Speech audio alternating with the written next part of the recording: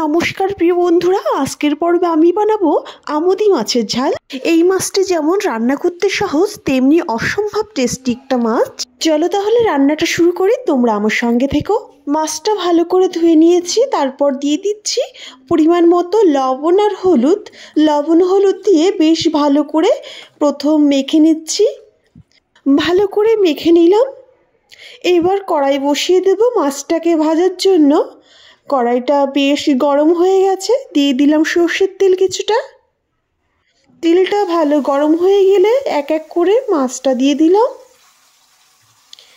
এই মাছগুলো এইরকম ঝুরঝুরে ভাজা খেতে অসম্ভব ভালো লাগে, আর যদি তেল ঝাল হয় তাহলে তো কোনো কথাই নেই। তো উল্টে পাল্টে বেশ ভালো করে আমি ভেজে নিয়েছি। এইবার তুলে নেব। সেই কড়াইতেই আর একটু তেল দিয়ে দিলাম। তেলটা গরম হয়ে গেলে দিয়ে দিলাম বড় সাইজের একটা পেঁয়াজ কুচি। পেঁয়াজটা আস্তে আস্তে ভাজা হতে থাকুক, অন্য সাইডে একটা গুঁড়ো মশলা তৈরি করে নেব। এখানে কিছুটা দিলাম জিরে গুঁড়ো, কিছুটা কাশ্মীরি রেড চিলি পাউডার, আর দেব কিছুটা হলুদ গুঁড়ো, মানে এখানে হাফ চামচ মতো করে আমি দিয়েছি। সব মশলাটা জল দিয়ে গুলে নিলাম। এবার অন্য সাইডে পেঁয়াজটাও লাল লাল ভাজা হয়ে গেছে দেখতে পাচ্ছ। এইবার হাফ চামচ দিয়ে দিলাম রসুন কুচি। এখানে তোমরা বাটাও ইউজ করতে পারো। রসুনটার যখন একটা কাঁচা গন্ধ চলে যাবে সেই টাইমে দিয়ে দিচ্ছি একটা মিডিয়াম সাইজের টমেটো। টমেটোটাকে আমি ছোটো ছোটো করে কেটে নিয়েছি। তো বেশ একটু নেড়ে চেড়ে দিয়ে দিলাম সামান্য লবণ, তাহলে টমেটোটা ভালো গলে যাবে। কিছু সময় পর দেখো টমেটোটা বেশ সিদ্ধ হয়ে গেছে, সেই টাইমে দিয়ে দিচ্ছি 6টা কাঁচা লঙ্কা কুচি। আবার একবার নেড়ে নিলাম। দিয়ে দেবো এইবার মশলাটা, যেটা আমি গুলে রেখেছিলাম। মশলা দিয়ে সব কিছুকে বেশ ভালোভাবে কষিয়ে নেব। একটু নেড়ে চেড়ে দিয়ে দেবো এখানে সামান্য চিনি। যেহেতু টমেটো দেওয়া হয়েছে, স্বাদটাকে ব্যালেন্স করার জন্য সামান্য চিনি দিয়ে দিলাম।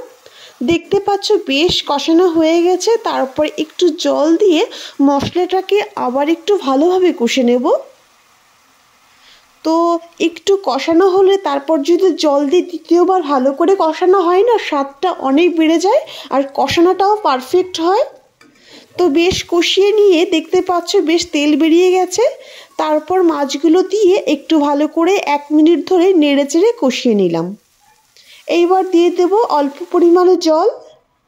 যেহেতু মাছটায় অল্প মাখা মাখা ঝোল থাকবে, তাই ঝোলের পরিমাণ বেশি দেওয়ার প্রয়োজন নেই।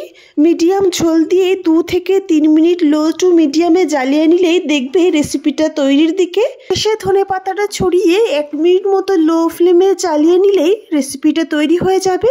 ফ্লেমটা অফ করে দিয়ে কিছু সময়ের জন্য ঢাকনা দিয়ে ঢেকে রেখেছি। দেখতে পাচ্ছ রেসিপি পুরোপুরি রেডি।